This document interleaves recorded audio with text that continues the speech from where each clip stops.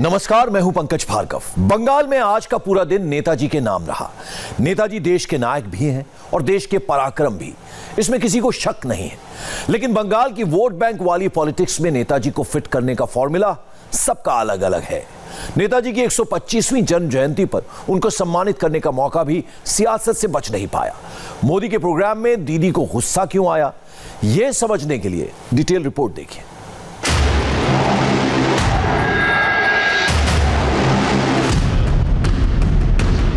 Victoria memorial की memorable तस्वीर बंगाल की सियासत की सबसे दुर्लभ तस्वीर बन गई है। एक ही फ्रेम में पीएम मोदी भी हैं, दीदी भी हैं। नेताजी के रास्ते पर दोनों मिले, दुआ सलाम हुआ। दीदी ने पीएम मोदी को शाल भी उड़ाई और फिर दोनों के बीच 2 गज से बड़ी दूरी बन गई। ना मिले ना बातें हुई। उसके बाद तो हर तस्वीर से ममता कटी कटी दिखी, खफा खफा दिखी। ममता के सामने मोदी मोदी के नारे लग रहे थे, ममता सुन रही थी।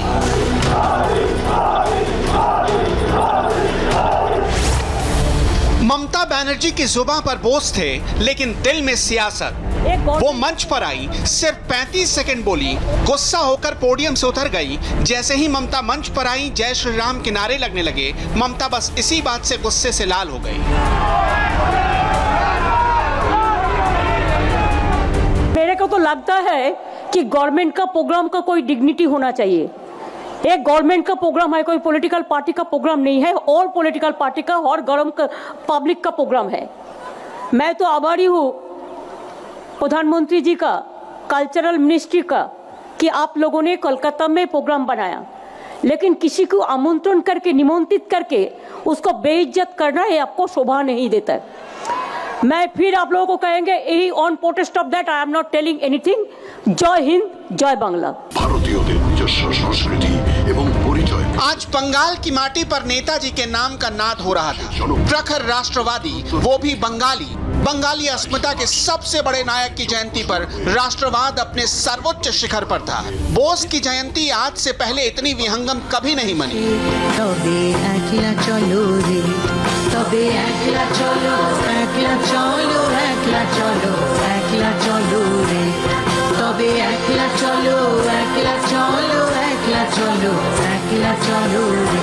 बोस की विरासत को आजमाने, अपनाने और अपना बताने की जंग में आज की तारीख को किसी ने पराक्रम दिवस कहा और किसी ने देश नायक दिवस।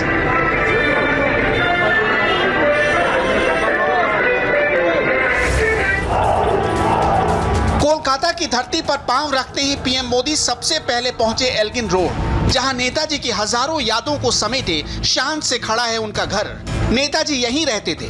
यहाँ की दीवारें नेताजी के पराक्रम की कहानी बोल रही थी।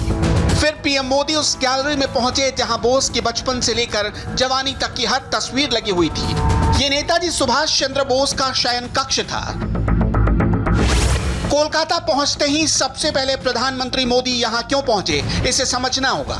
कोलकाता में खड़ी इस बुलंद इमारत की दीवारों के बीच अंग्रेजों ने नेताजी को कैद करने की लाख कोशिशें की। उन्हें नजरबंद किया गया, पर नेताजी आजाद परिंदे थे। वो किसी के कैद में कहां आने वाले थे। नेताजी अंग्रेजों को चकमा देकर बर्लिन पहुंच गए और इसके बाद आजाद हिंद फौज की स्थापना की गई। अब उनका ये घर नेताजी रिसर्च ब्यूरो के नाम से जाना जाता है। इसी घर में नेताजी की वो ऑडी कार रखी गई है जिससे उनका ग्रेट एस्केप हुआ था। नेताजी के जीवन की बचपन से लेकर जवानी तक हर कहानी आपको यहाँ मिलेगी। आज कोलकाता में आना मेरे लिए बहुत भावुक कर देने वाला क्षण है। इतना विराट व्यक्तित्व की उनकी व्याख्या के लिए शब्द कम पड़ जाए। इतनी दूर की दृष्टि कि वहां तक देखने के लिए अनेकों जन्म लेने पड़ जाए। विकट से विकट परिस्थिति में भी इतना हौसला, इतना साहस कि दुनिया की बड़ी से बड़ी चुनौती ठहर न पाए। प्रधानमंत्री जब नेताजी के घर से बाहर निकले तो उनका अलग अंदाज भी दिखा। गाड़ी में बैठने की जगह वो 10 कदम आगे बढ़े, बाहर मौजूद हजारों की भीड़ का अभिवादन करने लगे।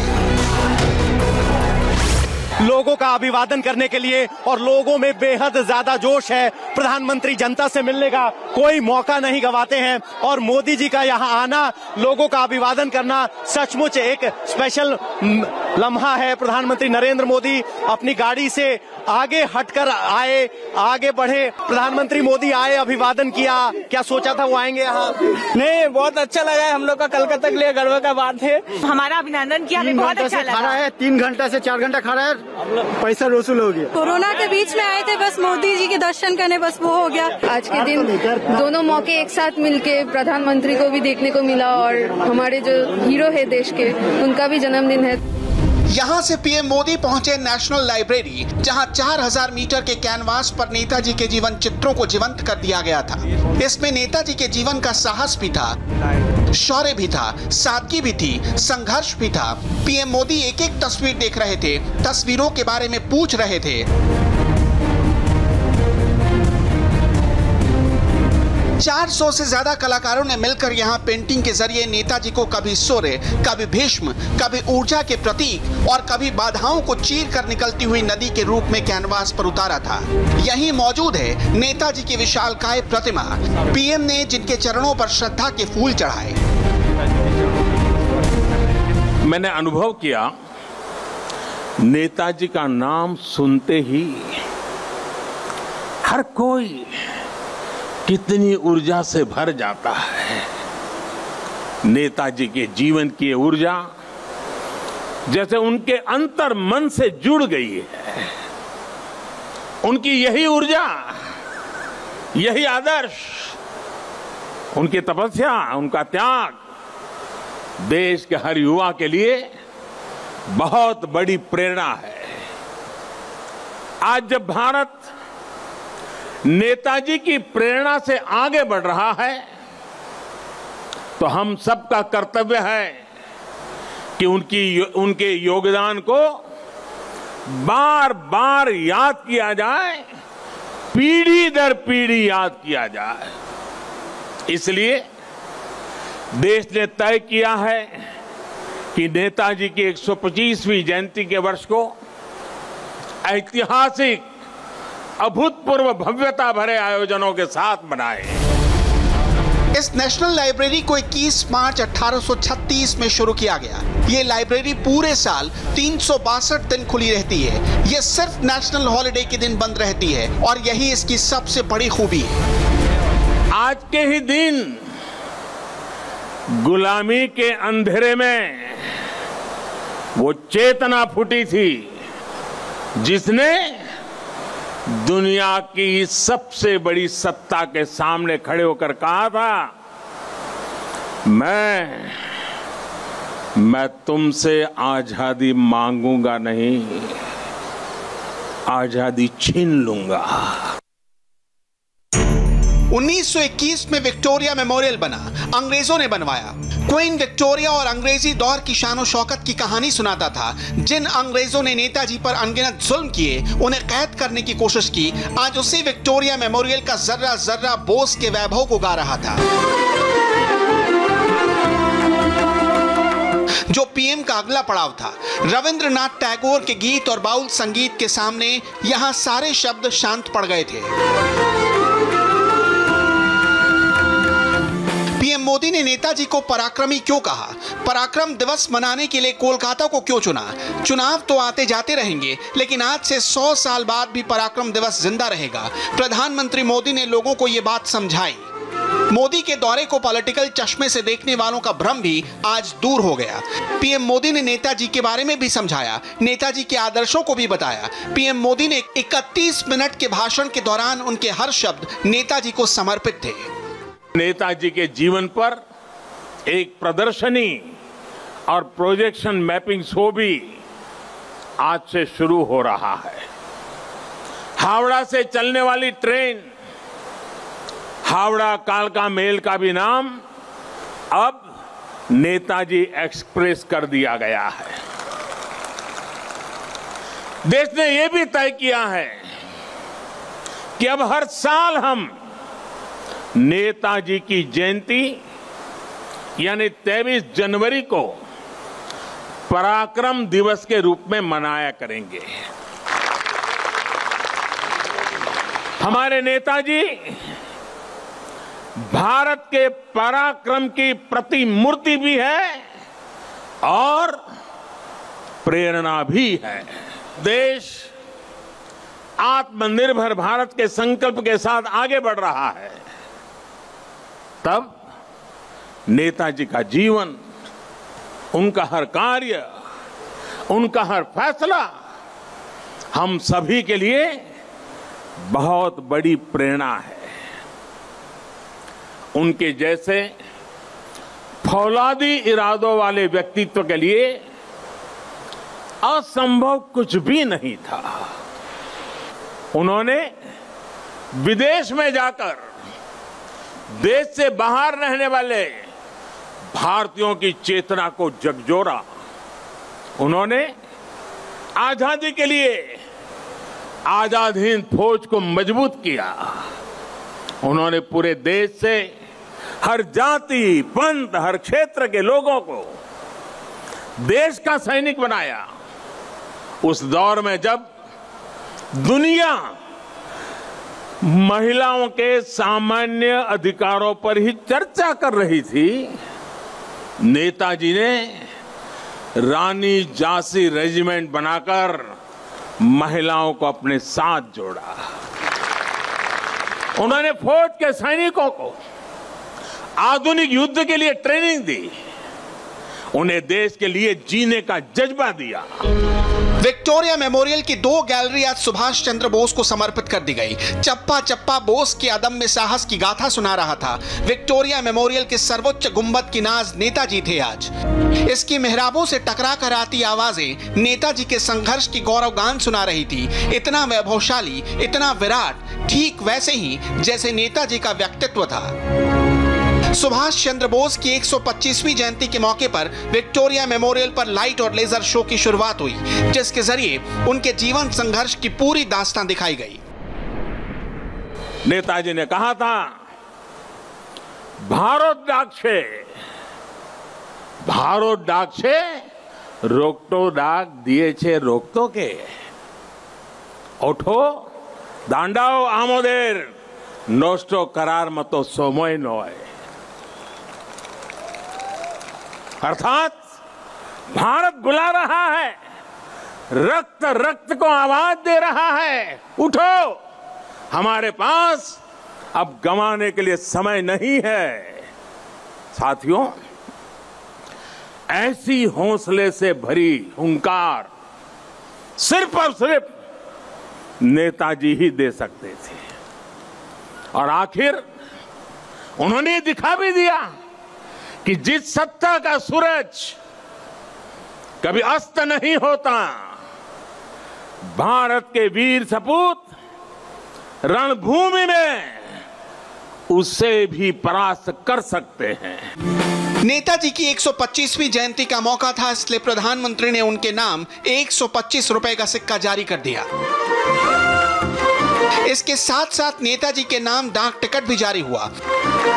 नेताजी के लिए प्रधानमंत्री के दिल में श्रद्धा कितनी गहराई तक बसी है, इसे समझने के लिए चंद आंकड़े काफी हैं। प्रधानमंत्री मोदी ने सत्ता में आते ही 14 अक्टूबर 2015 को नेताजी के परिवार से मुलाकात की। 4 दिसंबर 2015 को नेताजी से जुड़ी फाइल्स नेशनल म्यूजियम को दे दी गई। नेताजी से जुड़ी फाइलें 23 जनवरी 2016 को सार्वजनिक कर दी गई। मोदी सरकार ने आजाद हिंद फौज के एंथम कदम कदम बढ़ाए जा को गणतंत्र दिवस परेड में शामिल किया। अंडमान निकोबार जाने वाली एयर इंडिया की फ्लाइट पर नेताजी की तस्वीर लगाई गई। अंडमान के 3 द्वीपों का नाम बदलकर नेताजी के नाम पर रखा गया। काला पानी जेल में तिरंगा फहराने की 75वीं वर्षगांठ पर पीएम मोदी ने तिरंगा फहराकर उन्हें याद किया। पीएम मोदी ने आपदा प्रबंधन पुरस्कार का नाम सुभाष चंद्र बोस के नाम पर रख दिया। लेफ्टिनेंट आशा सहाय। आमरा नूतन जोबनेरी दूत, जिसका मतलब है मेरा नौजवान दूत। पराक्रम दिवस का यही तो नारा था। आज आजाद हिंद फौज के सेनानियों को पीएम मोदी ने सम्मानित किया। उन्होंने संकल्प लिया था, भारत की जमीन पर आजाद भारत की आजाद सरकार की नींव रखेंगे। नेताजी ने अपना ये वादा भी पूरा करके दिखाया।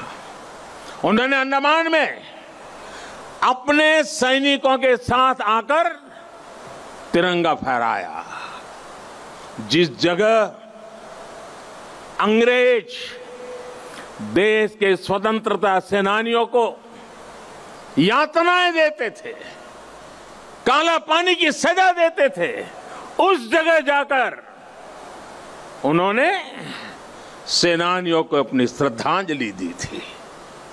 वो सरकार अखंड भारत की पहली आजाद सरकार थी।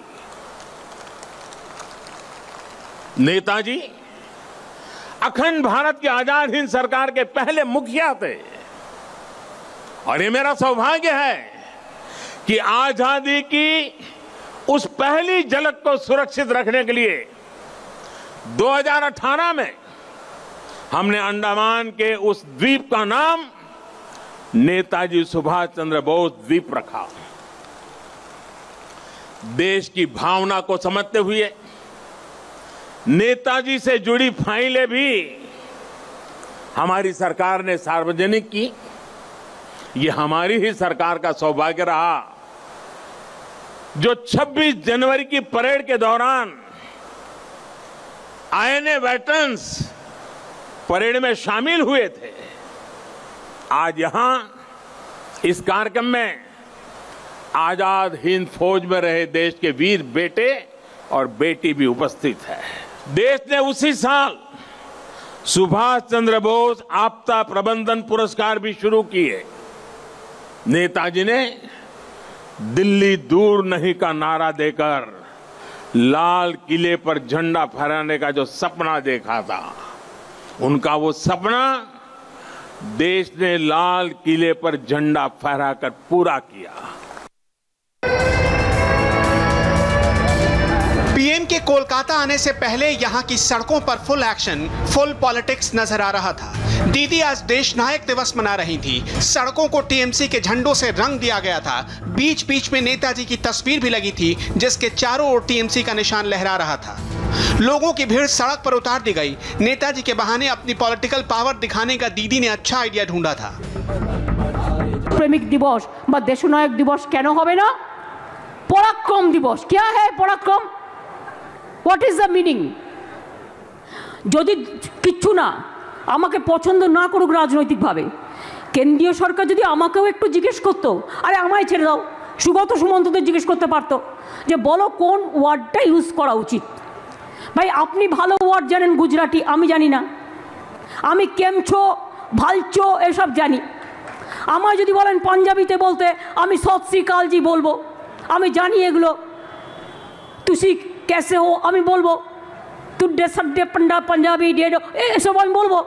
ইয়াং জেনারেশনকে জানতে হবে, স্টুডেন্টদের জানতে হবে বিশ্বকবি রবীন্দ্রনাথ ঠাকুর সবচেয়ে প্রথম নেতাজি সুভাষচন্দ্র বসুকে দেশনায়ক রূপে আখ্যা দেন এবং তাই আমরা রবীন্দ্রনাথ ঠাকুরের ভাষায় রবীন্দ্রনাথ নেতাজিকে মিলিয়ে দিয়েছি।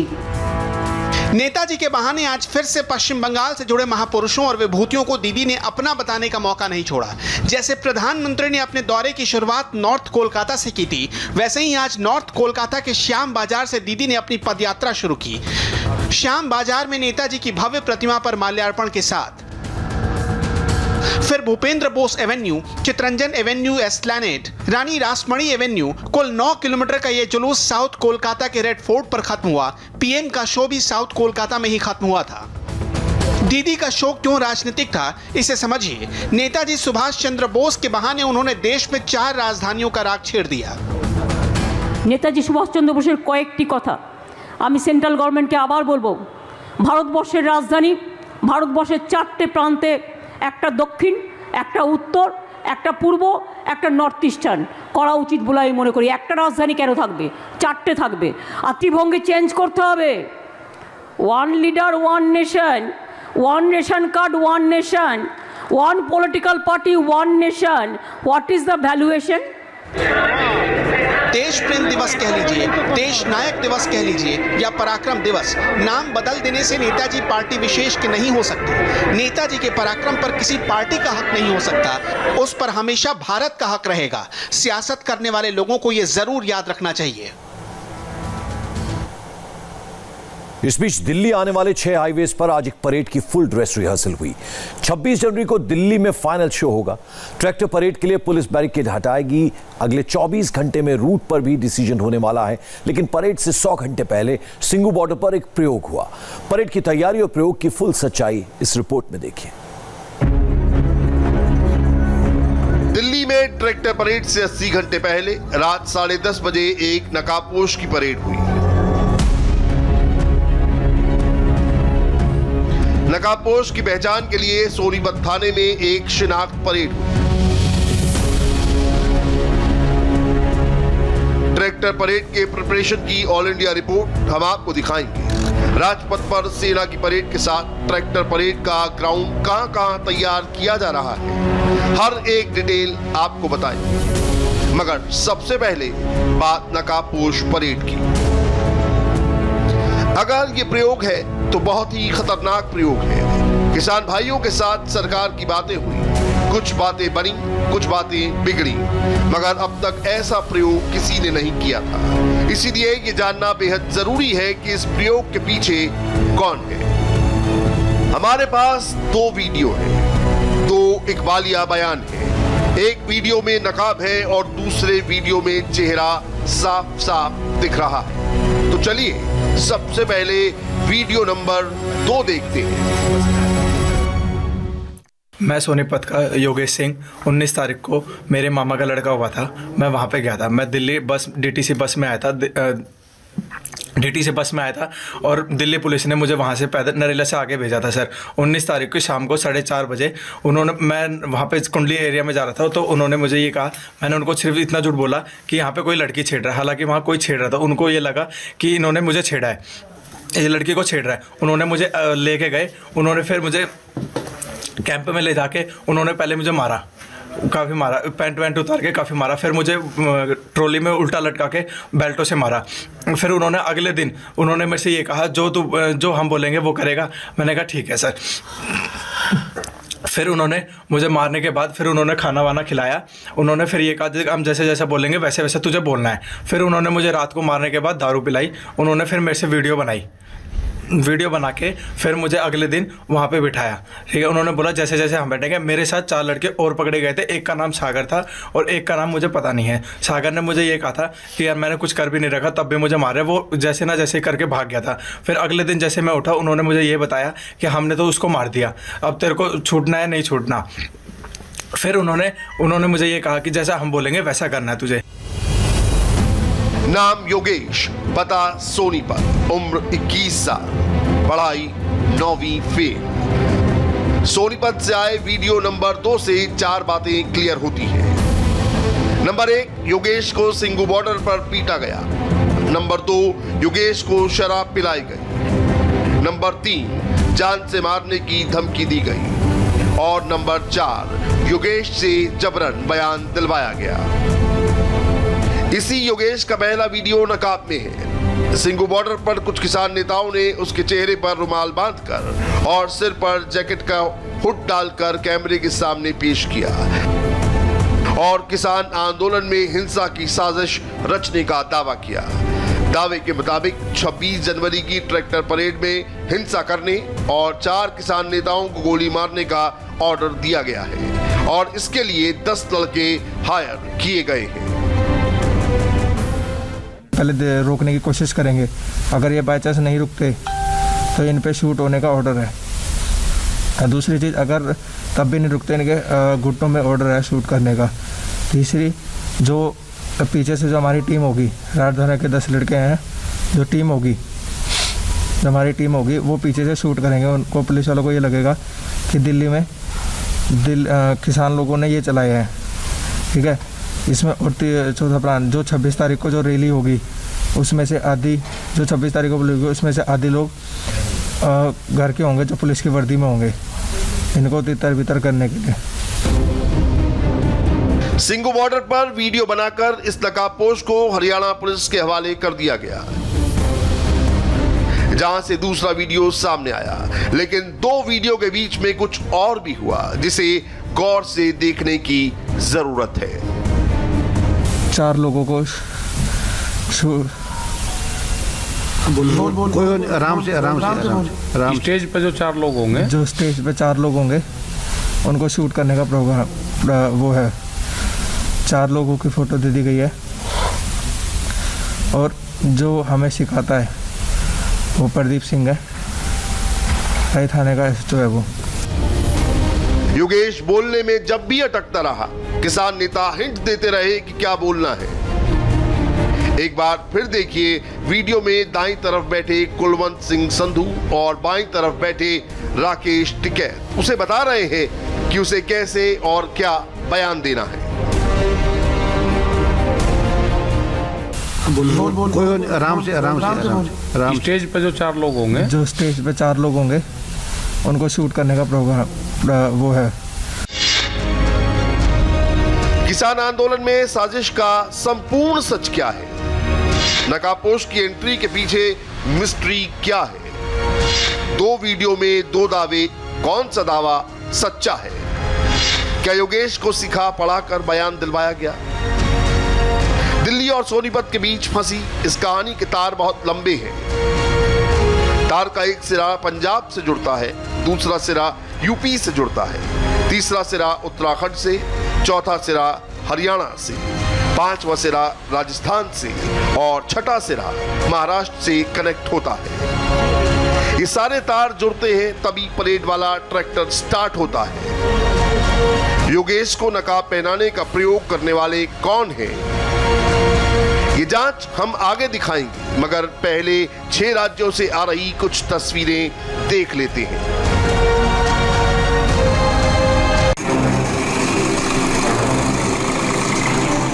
पंजाब और हरियाणा के शंभू बॉर्डर पर ट्रैक्टर पहुंच चुके हैं। पंजाब के अलग अलग शहरों से किसानों का दिल्ली कूच हो रहा है। ट्रैक्टरों पर लेफ्ट के झंडे भी हैं और ट्रॉलियां भी जोड़ी गई हैं।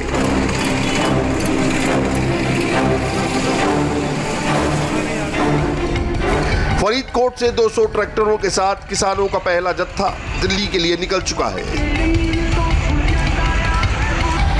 किसान यूनियन का दावा है कि 26 जनवरी तक फरीदकोट से 2000 ट्रैक्टर दिल्ली पहुंचेंगे।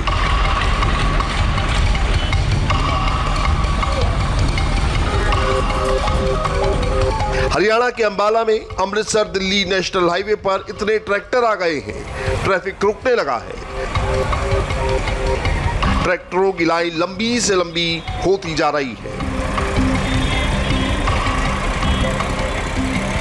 पंजाब के मनसा में अभी ट्रैक्टरों के जत्थों को लामबंद किया जा रहा है। बरनाला, नंगल कलां और नंगल खुर्द कस्बों से ट्रैक्टर वाले किसानों को दिल्ली चलने के लिए तैयार किया जा रहा है।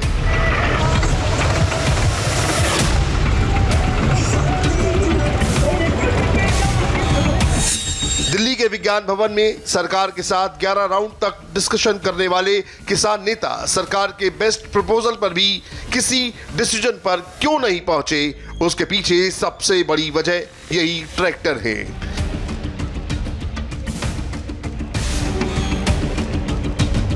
छब्बीस जनवरी को दिल्ली में ट्रैक्टर परेड करने का प्रोग्राम किसान नेता कई हफ्ते पहले ही फाइनल कर चुके हैं। दिल्ली आने वाले हाईवे पर ट्रैक्टर परेड की फुल ड्रेस रिहर्सल इसलिए हो रही है ताकि प्रेशर बढ़ाया जा सके। हमने घोषणा की थी कि अब हम बैरिकेड पे नहीं रुकेंगे, हम दिल्ली के अंदर आएंगे। आज मैं आपके सामने बताना चाह रहा हूं कि 5 राउंड बात के बाद ये सारी बातें कबूल हो गई हैं। 26 तारीख को गणतंत्र दिवस पे गण की प्रतिष्ठा बनाने के लिए, क्योंकि तंत्र था जो गण के ऊपर बैठ गया था, गण की प्रतिष्ठा को बनाने के लिए किसान गणतंत्र दिवस परेड करेगा इस देश में पहली बार। सारे के सारे बैरिकेड खुलेंगे, हम दिल्ली के अंदर जाएंगे, मार्च करेंगे। रूट के बारे में मोटे तौर पे सहमति बन गई है। कुछ छोटी छोटी डिटेल्स आज रात को वर्कआउट होनी है, कल हम आपके सबके साथ शेयर कर देंगे। 26 जनवरी को हम अपने दिल की भावना व्यक्त करने अपनी राजधानी के अंदर जाएंगे और एक ऐसी ऐतिहासिक किसान परेड होगी, किसान गणतंत्र परेड होगी, जैसी इस देश ने कभी नहीं देखी। किसान नेताओं ने परेड में 3 लाख ट्रैक्टरों के शामिल होने का अनुमान लगाया है। वो चाहते हैं कि परेड ऐसी हो जो मेमोरी में दर्ज हो जाए, वीडियो इतना अच्छा बने कि नेशनल से लेकर इंटरनेशनल हेडलाइन तक बन जाए। 26 जनवरी को ट्रैक्टर रैली होगी, उसका क्या वो करेंगे आप लोग? हाँ नहीं, 26 की रैली तो करेंगे भाई, वही तो हमारा बड़ा मेगा प्रोग्राम है हमारा। 26 तारीख का क्या स्टेटस है किसानों? 26 तारीख का रैली साडा जो परेड है वो होएगी, उसकी तैयारी करेंगे जाकर। 26 का क्या स्टेटस है फिर आप लोगों? 26 का रहेगा, 26 का प्रोग्राम होगा, बड़ी गिनती में होगा, लोगों में जोश है, बहुत बड़ी गिनती में लोग आएंगे। 26 जनवरी को तो चलेंगे, हाँ चलेंगे 26 को, आइयो वहीं मिलिए 26 तारीख को है ट्रैक्टर पर, आइयो बैठ के। ट्रैक्टर परेड के रूट को लेकर दिल्ली पुलिस के साथ किसान नेताओं की 5 राउंड की बातचीत हो चुकी है। दिल्ली रूट जो है, इसका जो रूट्स मिले हैं वो उसमें 70 to 80 किलोमीटर दिल्ली के अंदर है, कुछ बाहर है KMP के ऊपर। तो इस तरह से जो रूट्स का मामला मोटा मोटी इन प्रिंसिपल हमारा सहमति है। तो क्या शांतिपूर्ण तरीके से रहेगा? पूरा शांतिपूर्ण से ही रहेगा भाई, कंप्लीट पीसफुल। तो बैरिकेड सारे खोले जाएंगे, बैरिकेड लिफ्ट किए जाएंगे और बैरिकेड्स के ऊपर जो है, बैरिकेड्स के बाद लोग दिल्ली में मार्च करेंगे, फिर जो रूट दिया गया उस पर पूरा रूट क्या है। ट्रैक्टर परेड के प्रोग्राम में नकाब वाली साजिश कैसे घुसी, सोनीपत के योगेश का चेहरा ढककर क्या छिपाने की कोशिश की गई, ये तो हम बताएंगे ही। पहले 3 तस्वीरें और देख लीजिए। महाराष्ट्र के नासिक और अहमदनगर से 50,000 किसान मुंबई की ओर कूच कर रहे हैं।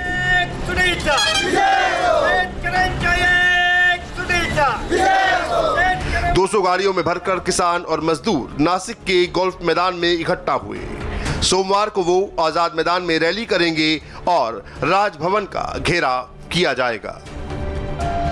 लखनऊ के आउटर गोसाईगंज इलाके में 2000 किसानों का प्रदर्शन चल रहा है।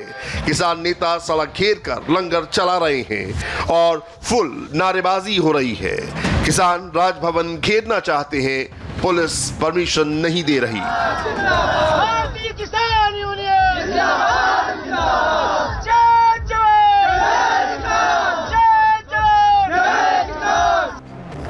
एमपी के भोपाल में किसान के नाम पर फुल पॉलिटिकल शो हुआ। कांग्रेस ने यहां राजभवन घेरने के लिए मार्च निकाला, जिसमें 2 पूर्व मुख्यमंत्री और 2 पूर्व केंद्रीय मंत्री शामिल हुए। मार्च रोकने पर भिड़ंत हो गई तो पुलिस ने वाटर कैनन और आंसू गैस के गोले छोड़े।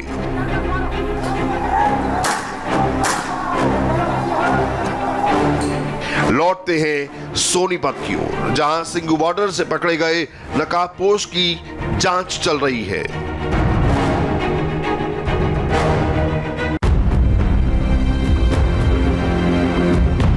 इक्कीस साल का योगेश फिलहाल सोनीपत पुलिस के कब्जे में है।